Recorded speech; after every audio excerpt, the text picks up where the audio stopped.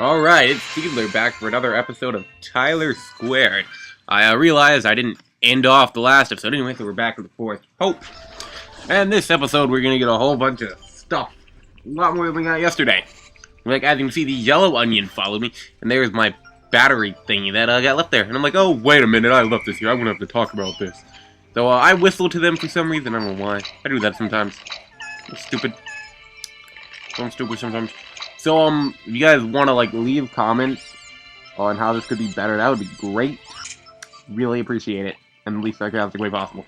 So, I'm gonna get the yellows. I'm like, I'm gonna get all 5 of them. Grab another 20 of those. 40. 57. That's how many I needed. 57 reds.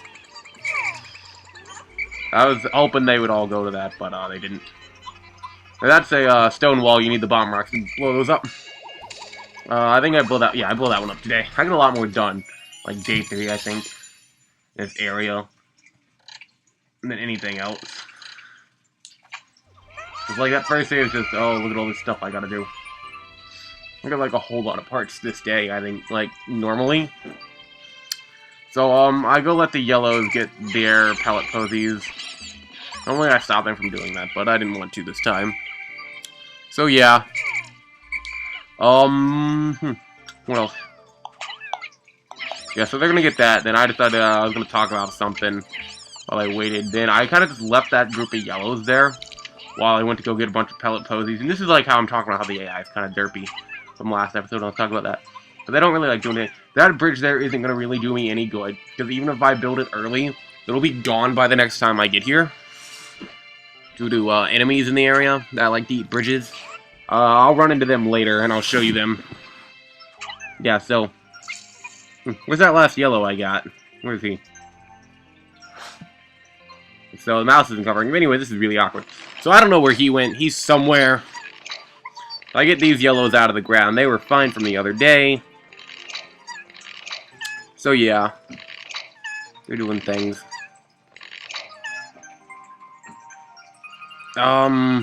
Yeah, so I'm gonna, this is where I think I get to, nope. I already found bomb rock. Yeah, no, here it is. I've already talked about bomb rocks. I use them to blow stuff up. You can also use them to damage enemies. So I'm like, gonna blow up this wall. So, during one of the early recordings I made that I'm not gonna post because they're poo, I was really boring in it. And I accidentally killed a Pikmin, throwing it. Like, I threw him into the explosion, and then I didn't say anything. Just like, just didn't care. That was fun. Anyway, there's some bullborgs. I can never say their names right. Like that. Then there's tin cans. You can also find, the bomb rocks in piping and in animal skulls. So I believe I said this earlier, and they said it was supposed to be Earth, but, like, the games never say, and I don't think, Miyamoto ever said, but this game is like based off of the Mario 128 project I talked about in an earlier episode, and Miyamoto's like little garden he has. I think in Pikmin 2, one of the dungeons is called Creator's Garden, if I remember correctly. It feels like it's outside, which I kind of like that theme they did. It was nice to mix things up. But, like, the designers are like, when they asked the staff, they're like, they decided. It's not like officially said, but they're like, yeah, this is Earth as far as we're concerned. That was kind of neat. And it also doesn't help that it looks exactly like Earth. Pikmin 2 basically confirms it, by the way.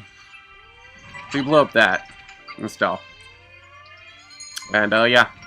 I don't go through there because it wasn't a very effective way to get through the area right now. So I blow up that wall. And I leave that. And I grab all those guys. Because I know it was going to come back. Luckily, I didn't have to backtrack. And then I was like, I was going to talk about something, but I didn't. Didn't talk about anything. I walked back. That guy tripped. I don't know why I did that.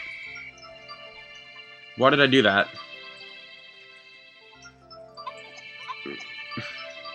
Yeah, so I'm just down on the D-pad. Your Pikmin will carry you back to the onion.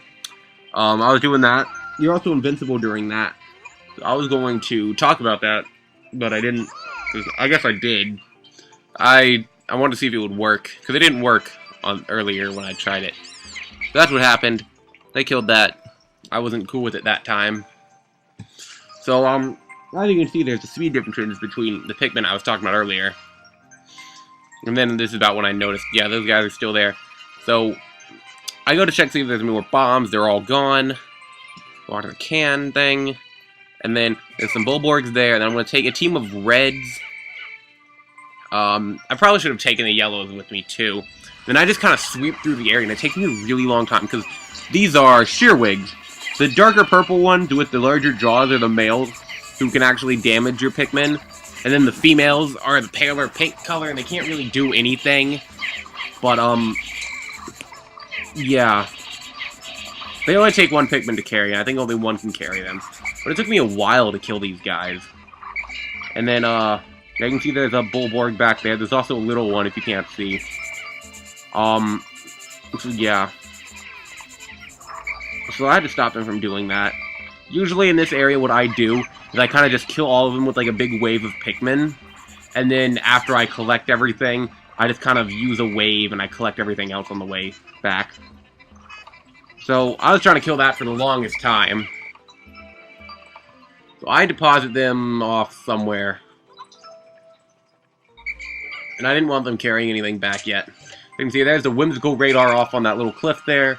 I grabbed the yellows with the bombs to blow up the wall. That is a darker wall. Those take more bombs to take down than the regular wall. I believe on the webbed wall, I think a bomb either takes down like one section or it just takes down the whole thing. I'm not really sure. I don't remember. But there's also a darker variant of the more web type nets gates too that exist.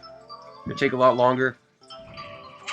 Although, in I think one of the challenge modes of Pikmin 2, they like bumped down the health on it really, really low. Because you weren't supposed to have a whole lot of Pikmin in that dungeon. Yeah, it was a challenge mode. You had like, I don't know, almost... I think you had less than 10 Pikmin for the whole, like, challenge. But yeah. While we're on the concept of challenges, some people are able to complete the game in 7 in-game days. And they're like really efficient. There's also no death runs. Then there's also the 50 Pikmin run, where you only grow, like, 50 Pikmin in the entire game, because that is, how many Pikmin it takes to transport the heaviest treasure in the game. So, yeah. And then, you're wondering, well, what if you need more of this specific cover? Well, later in the game, there is a thing that lets you do that. I'll talk about that more when I get there. I feel like I'm going into kind of spoiler territory right now, but I don't know if it really matters. Those are clovers, they're not really important at all. They're not like the rocks or anything, they don't do anything, they're just there to look pretty. So there's a spotted Bulborg that I much more effectively handle than the first one. And the little one doesn't even notice I'm there at all, which I thought was amazing. I felt like the little ghost that the enemies give off kind of looked like the monster cereals, like Count Chocula and Boo Berry. Little, like, cereal bits. The non-marshmallow bits. I felt like they kind of looked like that. I don't know. I always kind of thought that. It takes 20 to carry back the Whimsical Radar. When you get that, it gives you a map of the area, and then it shows you how many Pikmin are, like, out on the field, and, like, tells you, I think, the colors of what are, and, like, tells you how many Pikmin of each color you have with you, and then how many Pikmin of each color are out on the field. It shows you the location of chip parts by marking them as stars, and then it also gives like the actual location of the Pikmin, and then it says where seeds are planted too, and they'll show up as green. So yeah, that got combined as like you didn't need to collect anything to get that in Pikmin 2, which I thought was helpful. And it was mapped to the pause button. So it's always a little weird going back, like playing Pikmin 1, and you're like, oh yeah, let me just open my map, and you hit the pause button, and it doesn't do anything. Yeah, so in the original recording right here, I kind of left it blank, so I'm going to give you guys a little, just bonus stuff to try about while I go back to the original thing. I'm noticing this video is, like, not nearly, I think, the tone I'm carrying over into others. So, I'm going to end up expecting a lot of early installment weirdness going on here. So, I don't really know what to say right here, but there's some yellows. Go get them. It's late.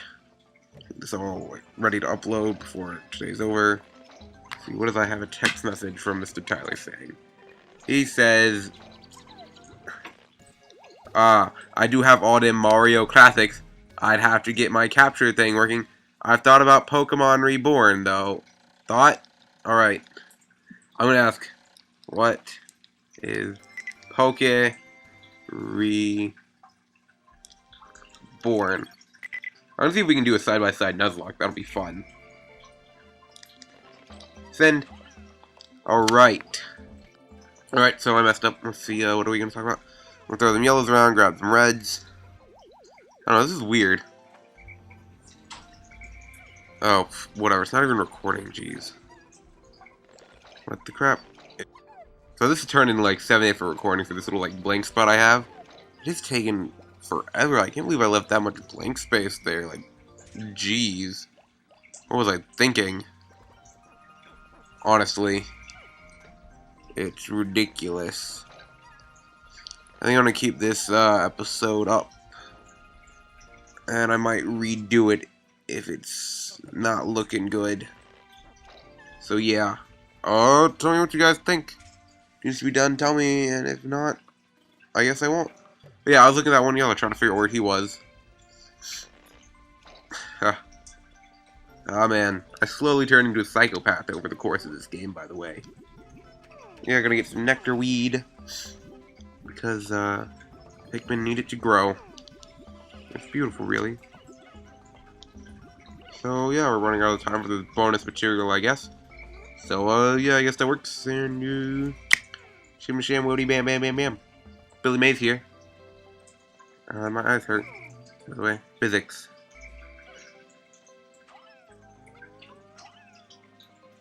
IVs. Disclaimer crap. Where is their game sound? Let me know when it's up. Up. And I got a text. Well, bye.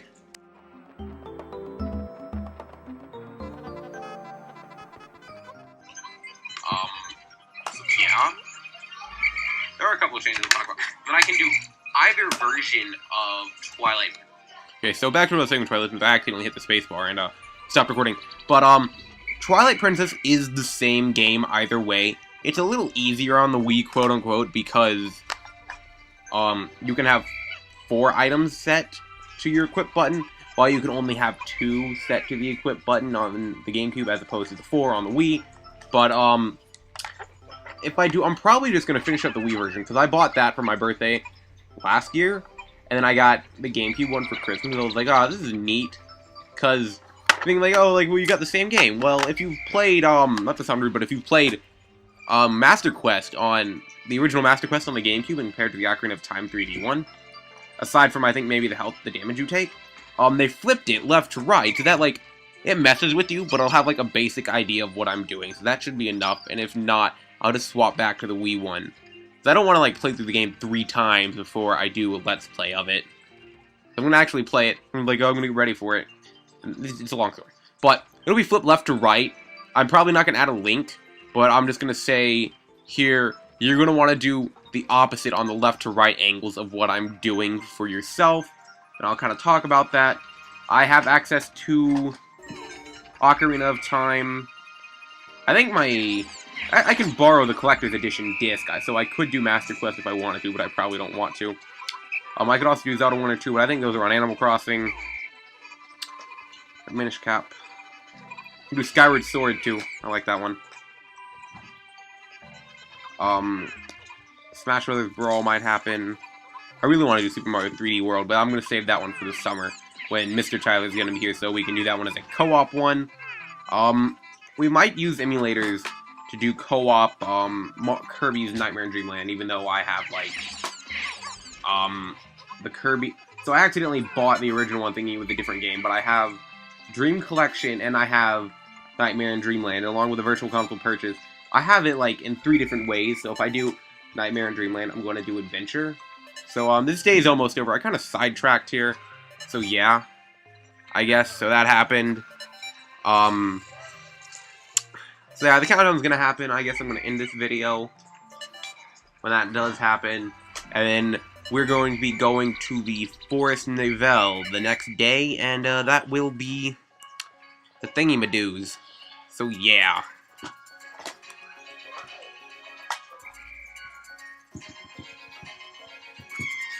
Really hope this video isn't boring. I feel like I'm getting really awkward pods like right now. If you could tell me if that happens too much, that would be great for anyone who watches this. If I can improve. Thank you. I'm probably not getting nearly sidetracked while I'm actually doing a game. I'll be more focused on that individual game because I'm not just talking while the video's happening. So that's really weird. I'm probably going to do like Pokemon battles, this kind of filler stuff. So I guess I'm going to end this video, not yet. Let's talk about the yellow Pikmin. I guess I'll do the captain's log once I've finished. So, yeah, I guess I'm going to end this video now.